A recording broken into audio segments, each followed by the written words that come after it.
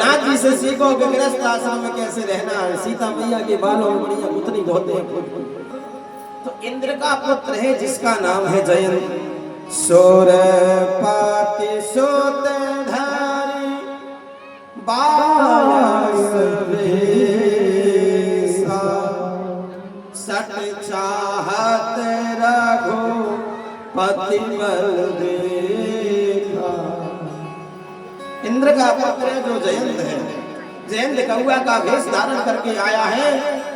लेकिन गोस्वामी तुलसीदास जी ने मर्यादा में होकर के मर्यादित रूप में लिखते हुए ये लिखा कि चरण चोंच, माता के चरणों में चोंच मारी, मैया के चरणों से रक्त बहने लगा। राम जी उठे, भगवान तुरंत उठ करके बैठ गए और भगवान के बगल में एक कुशा का आसन लगा था। भगवान ने कुशा का आसन की सीख निकाली, उसी का धनुष का बाण बना करके जयंत के ऊपर छोड़ दिया। जयंत दौड़ा दौड़ा गया भगवान ब्रह्मा के पास। ब्रह्मा से कहा त्राहिमाम त्राहिमाम त्राहि, हे जगत की सृष्टि करने वाले ब्रह्मा हमारी रक्षा करो। ब्रह्मा बोले क्यों? बोले मैं सीता जी को चोंच मार करके आया हूं। राम जी ने धनुष का संधान किया है, बाण का संधान किया है। ब्रह्मा जी बोले कि तुझे हम क्या, तीनों लोक में कोई बचाने वाला नहीं, भाग यहाँ से। जयंत दौड़ा दौड़ा शंकर भगवान के पास गया। शंकर जी से कहा प्रभु आप बचा लो। बोले क्यों? बोले राम जी ने बाण मारा है। बोले राम के बाण के त्रास से शंकर भी तुम्हें नहीं बचा सकता। जयंत दौड़ा दौड़ा अपने पिता इंद्र के पास गया। बोले पिताजी बचा लो। तो इंद्र कहा क्यों? बोले राम जी ने बाण का संचार किया है। बोले इंद्र बोले भाग यहाँ से। जाते जाते जब कहीं शरण नहीं मिली तो बीच में मिल गए नारद जी। नारद देखा बिकल जयंता। नारद जी ने देखा एक भीत होकर के लटका हुआ डरा हुआ जयंत है। तो नारद को संदेह है, लागी दया को मन चित संता। नारद जी महाराज तो सरल सहज स्वभाव वाले हैं, संदेह दया आ जाती है। पूछा अरे जयंत क्या हो गया, क्यों भटक रहे हो? बोले क्या करें, राम जी ने बाण छोड़ा, मैं ब्रह्मा के पास गया, ब्रह्मा ने नहीं बचाया, शंकर ने बचाया, यहाँ तक मेरे पिता ने भी नहीं बचाया। आप कुछ करो नारद जी। अच्छा यहाँ से एक शिक्षा ले लो, यदि राम जी क्रुद्ध हो जाए, यदि राम जी किसी को मारना चाहे तो तीनों लोकों में कोई बचाने वाला नहीं।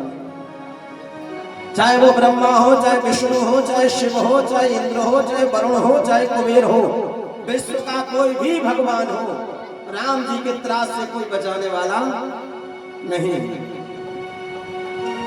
नारद जी ने पूछा क्या हुआ? बोले ये बाण मेरे पीछे पड़ा है मुझे मारने के लिए। बोले ब्रह्मा जी के पास गए थे? बोले हाँ। बोले वहां कहाँ था ये बाण? बोले मेरे पीछे था। बोले क्या मारा? बोले मारा। बोले जब तुम शिव जी के पास गए तो क्या इस बाण ने तुम्हें मारा? बोले मारा नहीं, पीछे ही खड़ा रहा, जहां मैं ठहर जाता हूं वहीं ये ठहर जाता। मैं इंद्र के पास गया, अपने पिताजी के पास, वहां ये बाण आया। नारद ने कहा मारा? बोले मारा तो नहीं। बोले फिर बोले जहां मैं रुका वहीं ये रुका रहा। नारद बोले जब मेरे पास आए तो क्या बाण ने मारा? इंद्र को, जयंत को नहीं मारा। क्यों?